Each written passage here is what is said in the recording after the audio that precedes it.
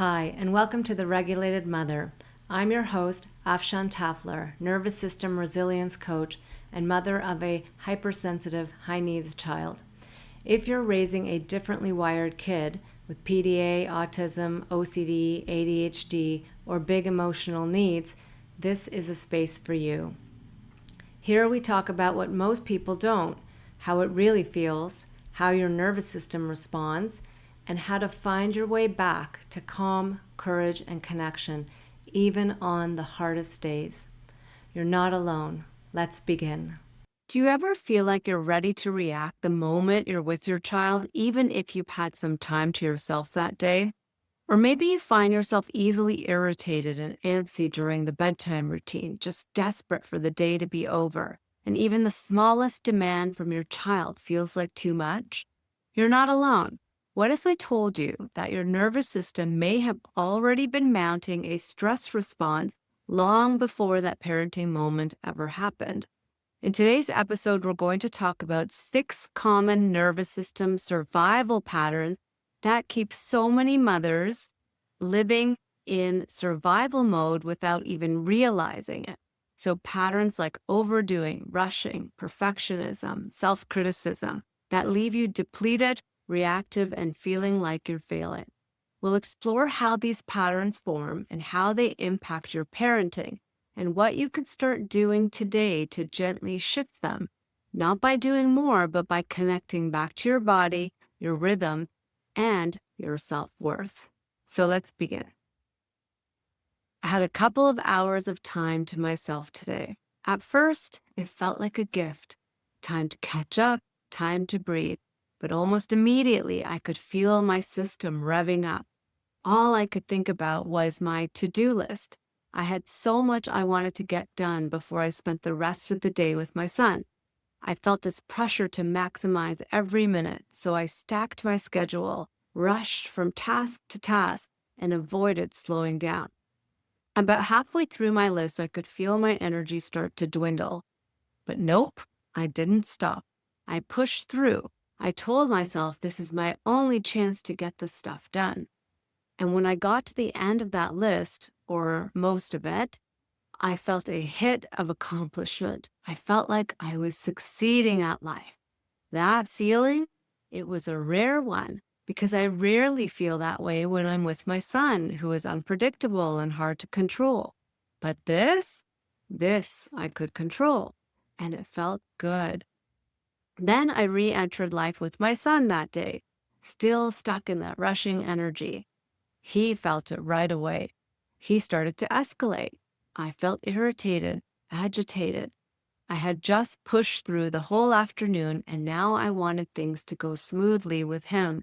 I wanted us to enjoy this time together, but I was tired and teetering on dysregulation.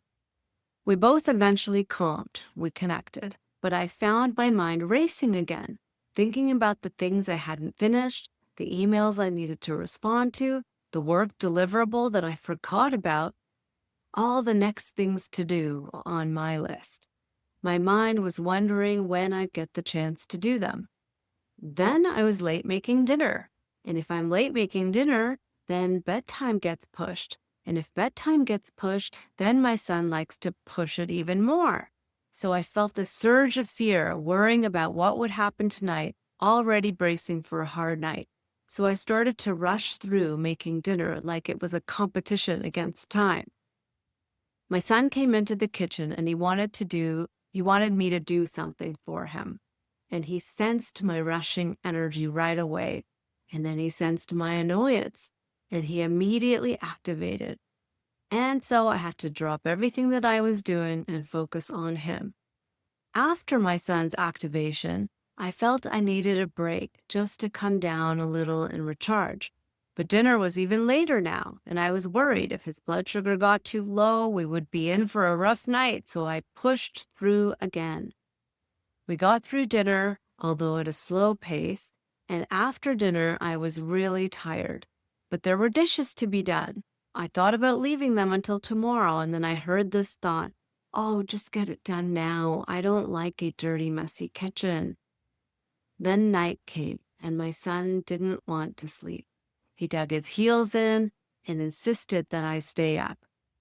Well, guess what? I snapped. I lost my cool because I was overtired, overwhelmed, and my nervous system just couldn't push anymore. Then, what always comes after this is the critical self-talk. Why couldn't I have stayed calmer? Why can't I do it, do it all, do everything and stay calm? So what happened here? What happened was this. I spent the entire day stuck in a set of nervous system survival patterns, patterns that on the outside looked like being productive, responsible, or even doing necessary things, right? I mean, like we have to get stuff done, and we often don't have enough time to get stuff done because we spent so much of our time co-regulating our high needs kids. But underneath what was going on, there was a stress response. And these stress responses were ways I had learned long ago to stay safe and be lovable and feel in control and feel successful. And these patterns didn't just exhaust me, they left me with no capacity to meet my child in his dysregulation. I had already used up everything my system had to give. And I see this so often in mothers I work with and in myself. We think we're just being efficient or responsible or even caring, but we're actually caught in patterns of overdoing, overthinking, and overriding our needs. And these patterns come at a cost. They prime us to react with our kids. So let me walk you through the 6 most common survival patterns that do this and how they might show up in your everyday life. The first survival pattern is constantly doing. And this looks like always cleaning, organizing, or tidying something, or filling every spare moment with something productive, or only allowing rest after everything is done. And guess what? It's never done. So the hidden belief underneath this is I'm not worthy or good enough unless I'm productive. This is a sympathetic survival response, the part of your nervous system that stays in motion because slowing down feels unsafe. And for many of us, rest was never modeled or allowed growing up. And then I do want to mention that there is this real reality of our situations too, that there is a lot of stuff to get done. And certain things just need to get done daily, right? So I'm not trying to bypass any of that reality. I recognize that there is the reality that there is always something to do, especially if we spend most of our time helping and co-regulating our child. And, there truly is stuff to get done. And when you have some space and time, you want to get that stuff done. So this is a truth, okay? And there is also the truth that there's a pattern here as well, right? And that the pattern that is there that comes from a survival-based response, usually from your childhood, is mounting more stress than is needed today, okay? And there's a survival drive behind it. So we can notice and allow that both truths may be involved here. So the second pattern is pushing through. And this shows up as forcing yourself to keep going even when your body is saying stop, or revving yourself up to get through the day, or saying yes to others when you need to say no. The beliefs underneath this pattern can be, it's not safe to allow my instincts or needs. Or it's not safe to say no to others. Or it's not safe to do nothing and rest. That's lazy. That's not good enough.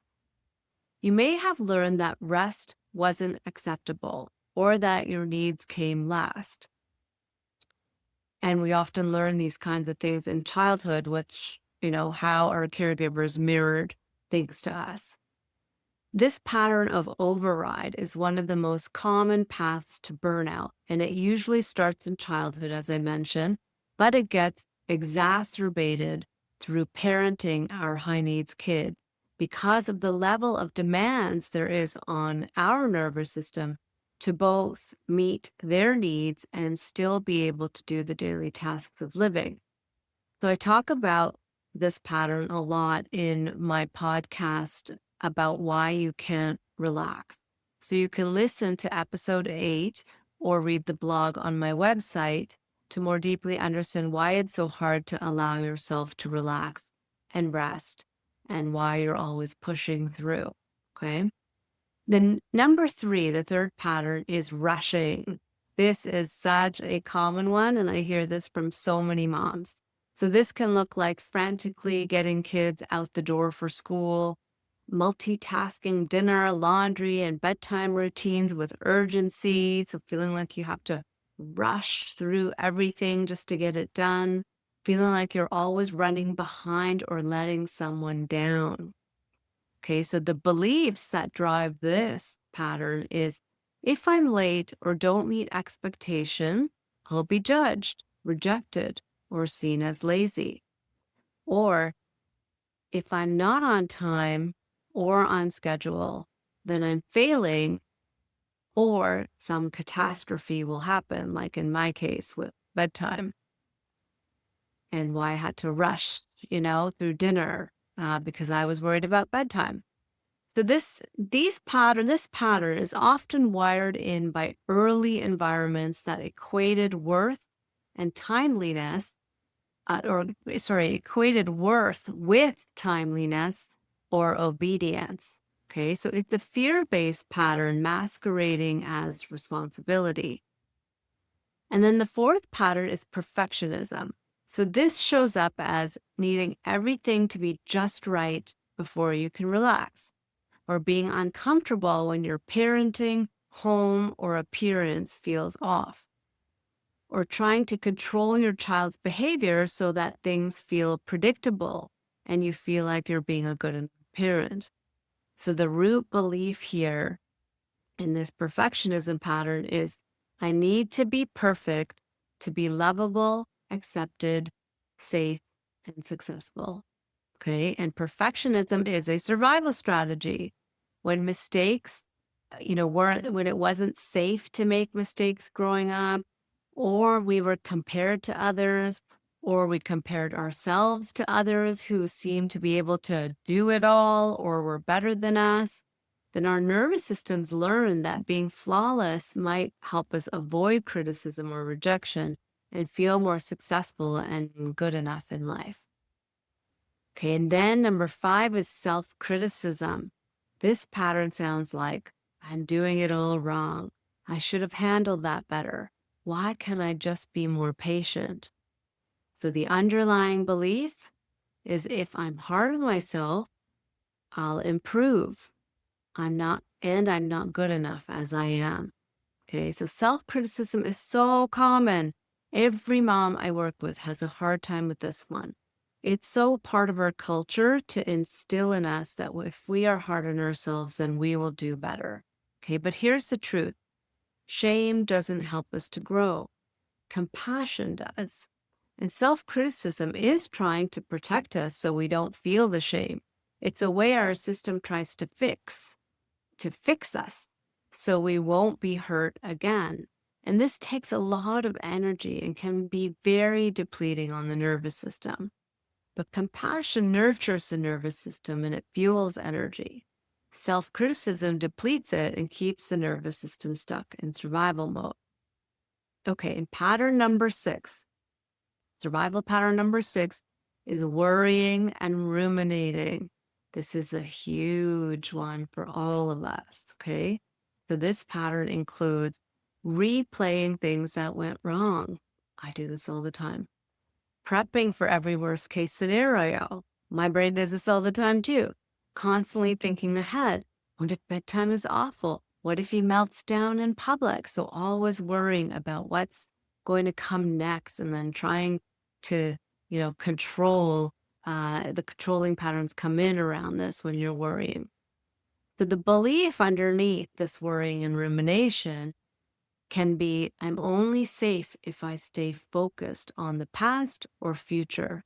The present isn't safe. So it's not safe to be here right now, allowing what is. It feels too unsafe. So I have to worry about the future and figure out how to prevent the future. Okay. So this hypervigilance in your nervous system is a way of protecting you. Okay. But it robs you of peace and presence, right? Keeps you from the present where regulation happens. And the only way we can truly regulate our kids is if we are in the present moment. So here's the nervous system reality, right? There is a cost to these nervous system patterns. So these survival patterns aren't just mental habits, they are physiological states that are rooted in early life experiences of relational and attachment stress with our caregivers. Okay. And when you live inside of these all day, your body is constantly in sympathetic dominance, which is the fight flight response. And even if you're not visibly agitated, your body is pumping stress hormones and running in overdrive.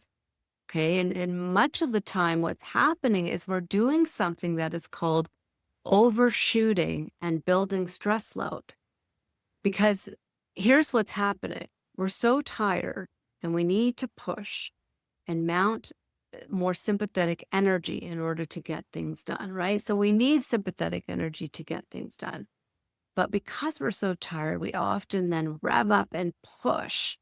And oftentimes what happens is we overshoot. We mount more sympathetic energy than we actually need and that we actually use.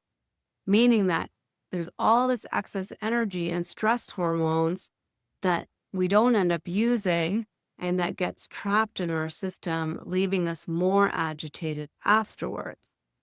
And the longer you stay in these patterns, overdriving the sympathetic system and not giving your nervous system its natural breaks to come back to rest and repair, the closer you get to your threshold, okay, the point where your system can't take anymore. And that's what a single demand from your child, like a tantrum, a refusal, a messy mistake, can send you into a sympathetic reactive snap, right? Where you go into irritation or yelling or control or even rage, or it could send you into shutdown and collapse, where you're feeling more numb and fatigued and more this emotional withdrawal and this feeling like, I just can't. Because your body has been fighting for survival all day. And then you bring all of that now into this moment with your child. And then your child's behavior, it's really just the final straw. So this is why so many of us can often feel like we're constantly failing or too reactive or not calm enough with our kids. It's not because we're broken. It's because we are already depleted before the moment of challenge even begins. And these patterns, when you're living in them daily, when we're living in them daily, they really leave us without the nervous system fuel we need for co-regulation, connection, and presence with our kids. And the thing is that most parents who come to me wanting to regulate and be calmer in the face of their child's challenges believe that it's all about the intense moments with their child and that that's just the work that they need to do, like figuring out why their child is triggering them and then healing that. And yes, that is a big part of the work. But if you want to be more regulated with your kids in life, it's also super important to notice these other survival patterns that you're engaging in all day long, right? That may keep your nervous system revving and depleted at the same time and ready to react with your child then. Okay, so how do we heal these patterns? The healing path begins not with control or discipline, but with awareness. Always start with awareness first. Okay, start by noticing Which of these patterns do I find myself doing on a regular basis? So notice how you feel the pattern show up in your body first, okay? So just notice that sympathetic activation in your body and what it feels like. Notice the tensing of the muscles, notice the activation of your heart rate going up. Notice the drive, the urgency and the drive feeling, and be with that activation for a moment so that you can get to know it. Okay. Oh, yeah, I'm in sympathetic right now, driving myself to do all this.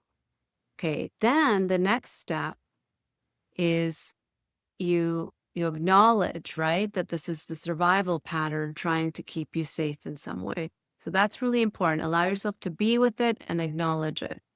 Then interrupt that pattern with a cue of safety. Okay. Perhaps ask, what does my nervous system need to feel just a little bit safer?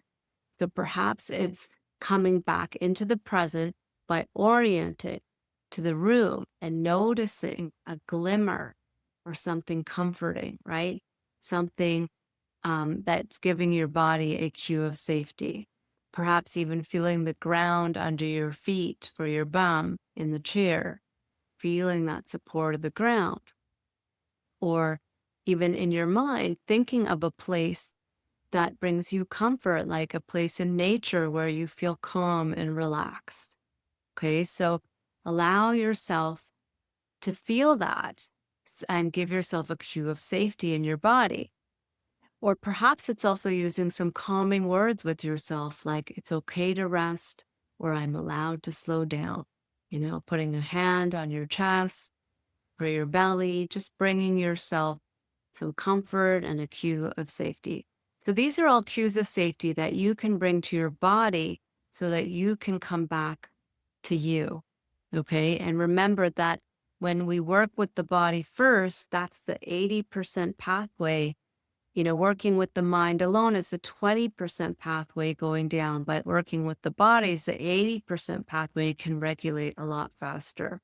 So then you want to notice as you're regulating, notice the body and the muscles softening a little bit, and then ride that wave to even more softening and relaxing, and let yourself come down from that stress response that you're in. So then once you do that, you want to try this, okay? And try to engage in your task that you're doing, not from pressure or perfection, but from presence. Okay. Allow your worth to be unhooked from your output. This is the biggest thing. I think most of us, we work on this. I've been working on this for so long. Like, allow your worth to be unhooked from your output. You are still worthy, even if you don't get a lot of stuff done. Okay. And then take small breaks, listen to your nervous system, follow your rhythms, let your body recover. It can be just micro moments of breaks and rest. And when you give yourself that, you empower yourself that you have choice to change these patterns. So even one moment of doing this begins to rewire your nervous system and build that pathway, that neural pathway back to safety and regulation, which is the ventral vagal system. And then many moments of doing this helps build a nervous system that is grounded in more safety and regulation. Okay, you have a lot more choice to choose this path if you do little moments often. Okay, so always remember that you are not your patterns. You are the awareness behind your survival patterns. And it's important to understand that being a regulated parent starts long before your child even escalates. It starts in the moment you choose not to override your fatigue if you can, realistically. Sometimes we have to push through, but if you can you choose to not override your fatigue? And it starts when you pause instead of rush, when you show yourself kindness instead of criticism, when you give yourself permission to rest, even if the list isn't done. And even give yourself permission to feel good enough and successful even if nothing gets done. Can you allow yourself that gift? Okay. You are the parent of a hypersensitive, high needs child who has more on her plate than the average parent. So try not to compare yourself to others or even the old you pre-kids who could get a lot done before. Okay, we often do that. Like, why can't I get done now what I did before? Okay, that's just a recipe for feeling like a failure. Now, these survival patterns, they'll always want you to do more and they'll always want you to be more. And these survival patterns were wise at one point. They helped you feel safe, lovable, belonging, successful. They protected you in life. But now they're keeping you from the version of yourself that you're trying to become, the version of you that is grounded, present, compassionate, and able to meet your child with the love they need, not because you're perfect, but because you're regulated. So if this episode resonated with you, please do write to me and let me know. I love hearing your feedback. And please subscribe to my channel and share this with another parent who may need it too. Thank you. Thanks so much for listening to The Regulated Mother. If this episode helped you feel a little more seen, grounded, or hopeful, I'd love for you to share it with another mom who might need it too. And if you want more nervous system tools and support, head to my website, illuminateyou.ca, to grab my free ebook and video series. Until next time, be gentle with yourself. You're doing brave and meaningful work.